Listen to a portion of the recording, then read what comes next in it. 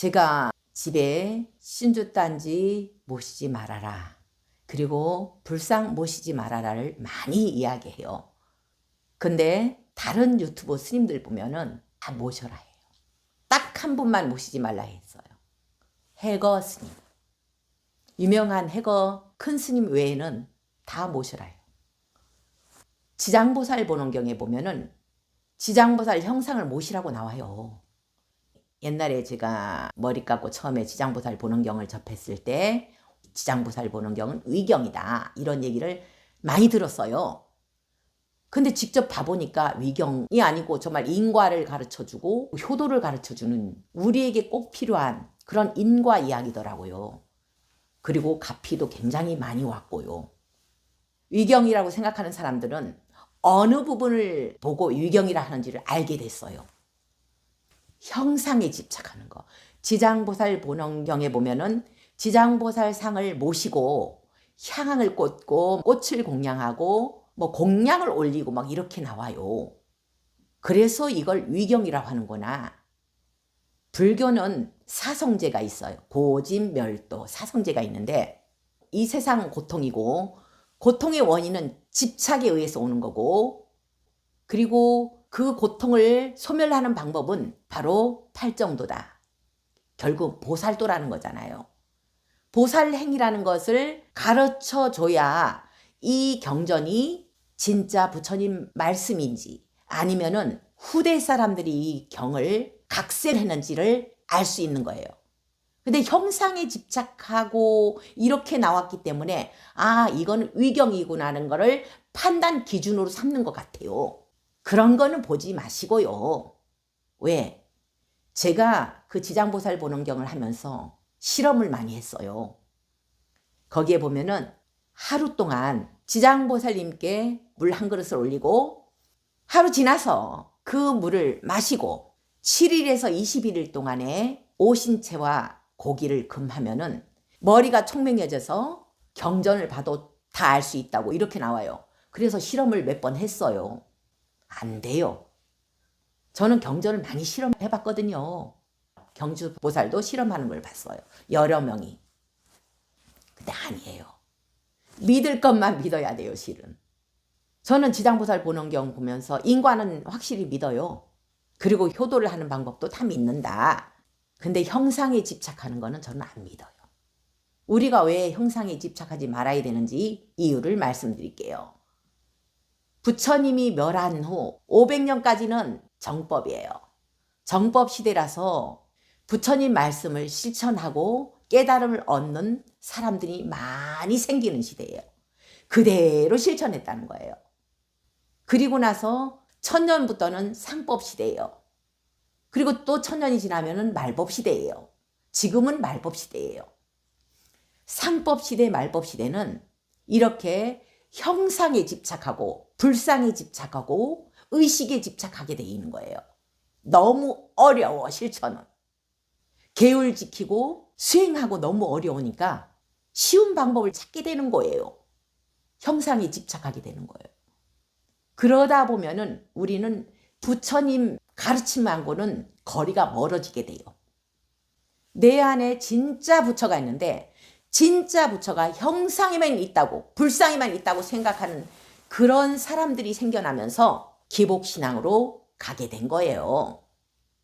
그럼 우리는 어떻게 해야 되겠어요? 가르침을 따르고 실천해서 고통에서 벗어나는 그런 불자가 돼야 되는데 맨날 가서 향을 올리고 초를 꽂고 쌀을 올리고 비는 거예요. 자식 잘 되게 해주세요. 집안 잘 되게 해주세요. 건강하게 해주세요. 돈 벌게 해주세요. 이렇게 집착하는 거예요. 그렇게 되면은 우리는 불자라고 할 수가 없는 거예요. 불자라고. 불자라면은 부처님 가르침을 따르는 자가 바로 불자예요. 부처님의 제자. 우리가 학교 다니면서 선생님의 말씀을 따르는 거지 선생님 형상을 따르는 건 아니잖아요. 성인의 말씀을 따라서 실천해야 되는데 실천은 힘드니까 가르침하고 거리가 먼 길을 선택하는 거예요. 제가 옛날에 머리 깎기 전에요.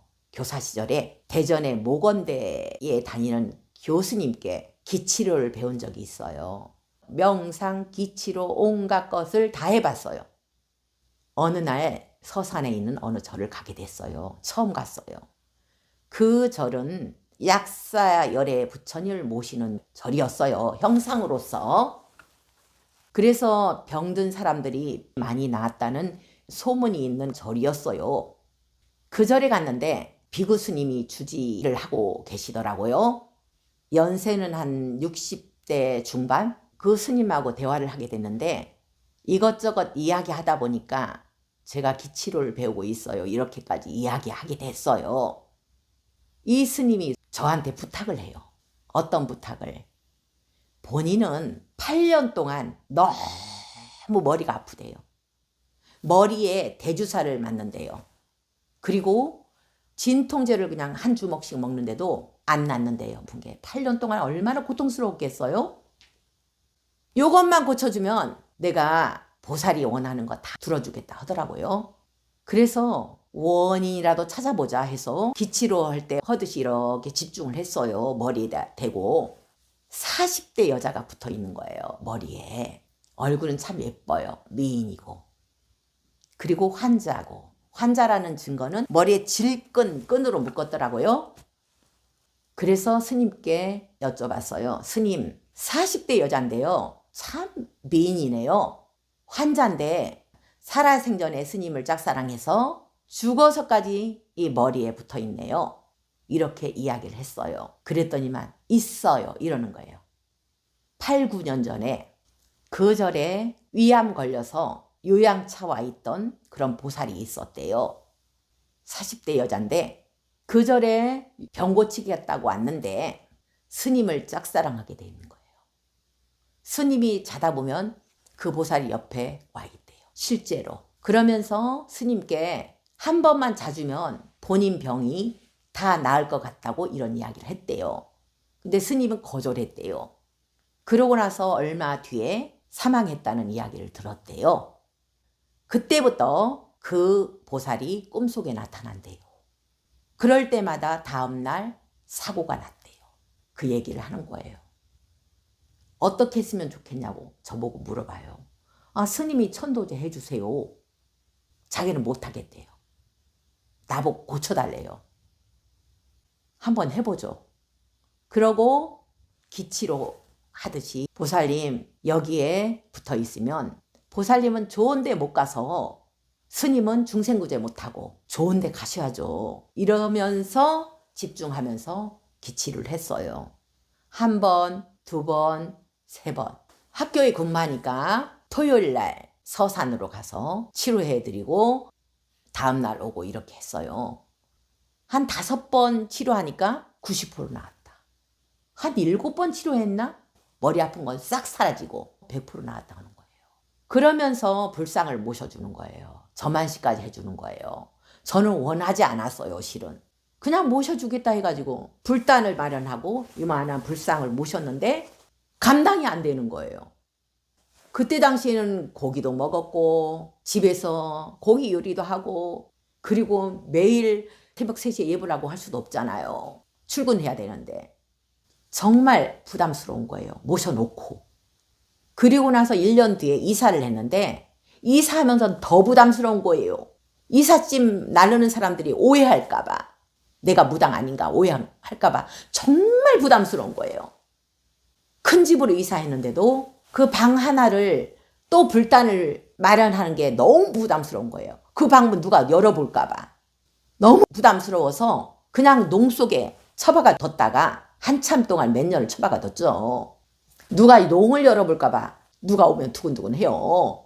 그러다가 출가하면서 그 불상을 보따리에 딱 싸가지고 차에 싣고 다녔어요. 그리고 포크레인 땅을 파서 묻었어요. 그거를. 정말 부담스러운 게 이 불상이었어요. 저는 거기에 부처님이 있다고 생각이 안 들었어요. 그 생각 때문에 더 힘든 거예요. 저만시까지 해서 모셔줬는데도 거절 못하고 너무 부담스러운 거예요. 석가모니 부처님 가르침은 인간 중심이 아니잖아요. 모든 생명 중심이고 육도 중생 전부가 평등하다는 거고 천상에 있는 옥황상제까지도 우리하고 평등하다는 거잖아요. 옥황상제 안에도 부처가 있고 내 안에도 부처가 있고 전부가 지금 부처라는 거예요. 그거를 꺼내지 못하는 것뿐이지. 여기에 부처가 있는데 어떻게 불상에만 있다고 생각하고 살겠어요? 그러니까 더 부담스러운 거예요. 그런 경험이 있기 때문에 불상 모시지 말아라. 그리고 불상에 온갖 것 다 붙어 있었잖아요. 소 장수했던 집들은 소들이 붙어 있고 물고기 어부했던 집들은 모시는 불상에 물고기들이 우글우글 붙어 있고 뱀술 담가 먹은 집들은 뱀들이 붙어 있고 붙기 좋잖아요. 그리고 산부인과가 있고 그 옆에 가정집이었는데 거기에 모시던 불상에는 유산연가들이 우르르 붙어 있는 거예요. 우글우글. 그래서 물어봤죠. 혹시 병원 옆에 없어요? 이런 얘기를 한 적이 있어요. 병원 가까이 있는 그런 가정집에 있는 불상에는 유산애기들이 우글우글 붙어 있는 거예요. 떠돌다가 붙을 곳을 찾는 거예요. 티베트 사람들은요. 태어나면서부터 보리심을 갖고 태어나요. 정말 수행자의 자질을 갖고 태어나가지고 불상 모셔도 거기에 삿된 게 붙을 일이 없어요.